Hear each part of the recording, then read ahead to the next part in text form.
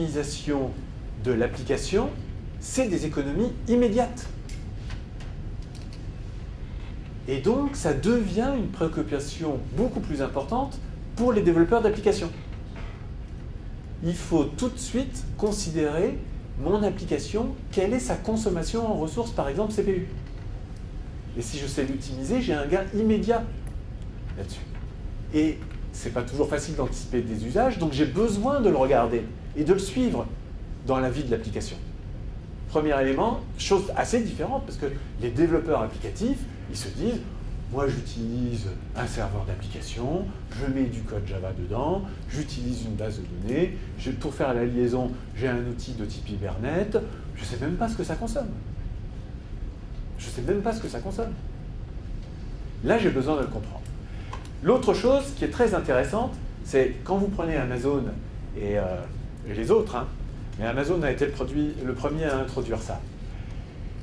Amazon a fourni des outils pour les ingénieurs système qui permettent de dire voilà l'utilisation CPU et voilà pour cette application comment on va allouer des ressources supplémentaires. Donc ça, c'est sur la console, on peut faire ça. Mais de façon très intéressante, les mêmes fonctionnalités sont proposées à partir d'API. Donc en fait, on voit arriver aujourd'hui une nouvelle race d'applications où c'est le développeur, l'architecte, le concepteur de l'application qui sait évaluer la charge de son application et qui, par API, va demander plus de ressources à l'infrastructure. Donc on peut dire que c'est des applications autoscalables. Si je fais une application de traitement de commande et que je dois traiter et que je m'aperçois que la charge qui m'est soumise, c'est 100 commandes à l'heure, ça je le sais. Je peux observer les temps de réponse moi-même. D'ailleurs, c'est l'application qui le sait le mieux, plutôt que l'administrateur système qui regarde le pourcentage d'utilisation de la mémoire et du CPU. Il peut dire, ben, moi, compte tenu de la charge actuelle, il me faut des ressources supplémentaires. Et les opérateurs du cloud, ils me fournissent des API pour faire ça. Donc j'avais 3 serveurs, j'en mets 6. Et puis je me rends compte que la charge diminue, donc je diminue aussi ma demande. Et j'utilise les API. Ça, c'est complètement nouveau dans la façon de concevoir des applications. Complètement nouveau. Et ça se traduit par des économies immédiates pour l'entreprise, puisque c'est payé à l'usage. Alors, dernier élément, alors on peut faire un point peut-être là-dessus. Enfin, voilà, moi je suis surpris du fait que les architectes concepteurs d'applications ils aient abandonné cette compréhension de l'exploitation ces dernières années. Est-ce que c'est quelque chose un constat que vous partagez?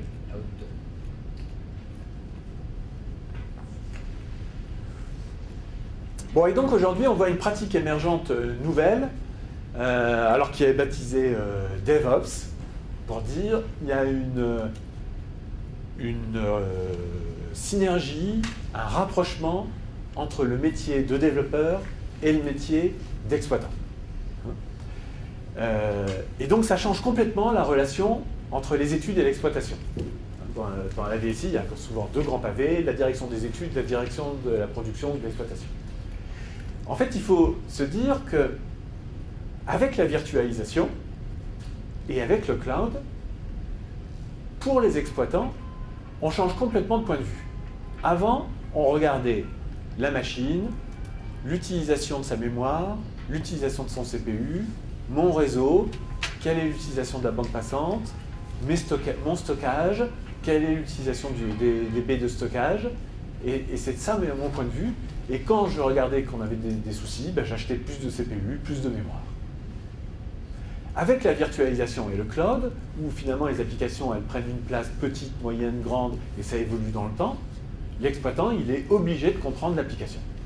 L'application devient le cœur du sujet pour les exploitants. C'est quelque chose de nouveau. Je comprends que je fais de la prise de commande sur Internet, et du coup la prise de commande sur Internet, elle utilise ce type de ressources-là, et quand je suis à 100 commandes dans l'heure, ou quand je suis à 100 commandes dans la minute, ce n'est pas les mêmes ressources. Et j'ai besoin de regarder ça, si mon application n'est pas autoscalable. Hein. Et puis j'ai quand même besoin de regarder que même avec l'autoscalabilité qui a été prévue, si on peut dire, passe bien ou ça se passe pas bien. Et du coup, mon propos, c'est pas le pourcentage d'utilisation de la mémoire ou du CPU, c'est quoi le temps de réponse et c'est quoi le nombre de commandes prises par heure. Et c'est ça qu'il faut que je comprenne, et que je comprenne les seuils associés à ce volume de commandes à traiter par heure ou par minute. Et de plus en plus, on voit les outils qui sont, on programme de l'infrastructure. Et ça, c'est vrai qu'il y a un peu une question de dinde et de Noël, parce qu'avec tous les outils, les interventions physiques sur les serveurs diminuent de façon très très importante. Et donc si on a des gens qui ne font que des interventions physiques sur les serveurs, c'est sûr que cette population-là, elle est amenée à diminuer. À mon avis. Hein. Aujourd'hui, on a des développeurs qui se disent « moi je suis payé au changement, plus je fais des nouvelles fonctionnalités, mieux c'est ». À l'inverse, de l'autre côté, l'exploitant lui dit « ah non, j'ai quelque chose qui tourne, moins de changement, la stabilité, c'est bien pour moi ». Et chacun, de son côté du mur, il dit « je fais ce qui est bon pour l'entreprise ». Et pris individuellement, c'est vrai qu'ils n'ont pas complètement tort, mais quand on regarde la globalité, où on se dit « les développeurs, ils font des applications », et puis ils jettent l'application au-dessus du mur et ils disent à l'exploitant « exploite donc cette application ». Ça, c'est jamais parlé avant. Et l'exploitant, il récupère quelque chose, ils ont d'autres standards parce qu'ils n'ont pas du tout les mêmes outils, ils n'ont pas du tout les mêmes pratiques, ils n'ont pas du tout les mêmes processus. L'exploitant, il dit mais les fichiers ne sont pas localisés au bon endroit, la première chose que je fais, c'est que je remets les fichiers au bon endroit. Et du coup, je change tous les scripts. Et puis, quand je mets ça en marche, ça ne marche pas. Évidemment, les développeurs, ils nous livrent tout le temps des choses qui sont buggées. Et le développeur, il dit mais ils ont touché à quelque chose parce que chez nous, ça marchait très très bien. Et on va voir en exploitation, d'abord on ne peut pas toucher, hein, parce que les firewalls et tout ça, ils ont dit les développeurs ils ne peuvent pas toucher aux machines d'exploitation. D'accord ? Et quand quelqu'un, au bout d'un certain nombre d'heures, voire de jours, on se rend compte, ils disent regardez, vous avez changé les scripts. C'est pour ça que ça ne marche pas. Mais évidemment, l'exploitant, lui, ne connaissait pas tous les liens qui étaient nécessaires à l'application, quels étaient les scripts qui étaient nécessaires et qu'est-ce qui pouvait changer facilement et qu'est-ce qui nécessitait des changements en cascade. D'accord ? D'où, aujourd'hui, une évolution importante qui vise à avoir une plus grande synergie entre les développeurs et les exploitants. Et la solution n'est pas ce qu'on a vu récemment, qui est de dire au milieu, il y a une troisième équipe, c'est les gens qui font de la qualification,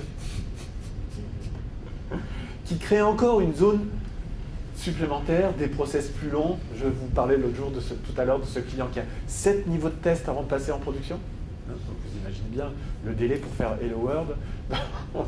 Bon, là, la logique, elle est de faire en sorte qu'il y ait de moins en moins de conflits d'outils, de pratiques et de processus entre les développeurs et les exploitants. Que les développeurs, une fois que ça a été mis en production, ils se rendent compte du comportement de leur code en exploitation dans l'usage, que les exploitants, ils ne gèrent pas seulement de la CPU et de la mémoire, mais qu'ils se disent ça c'est une application, elle doit prendre des commandes et voilà comment elle doit se comporter. Et donc on voit une évolution importante. Alors alors, comme je disais tout à l'heure, hein, c'est des pratiques émergentes, donc les gens se cherchent, essayent différentes choses. C'est pas la prise de pouvoir des développeurs qui disent aux exploitants laissez-nous passer, on sait comment ça marche notre application. C'est pas non plus un nouveau profil IT qui serait nouveau en disant les développeurs on n'en veut plus, les exploitants on n'en veut plus et on va créer un nouveau métier au milieu. C'est plutôt l'évolution des profils existants, des pratiques et une collaboration différente entre développeurs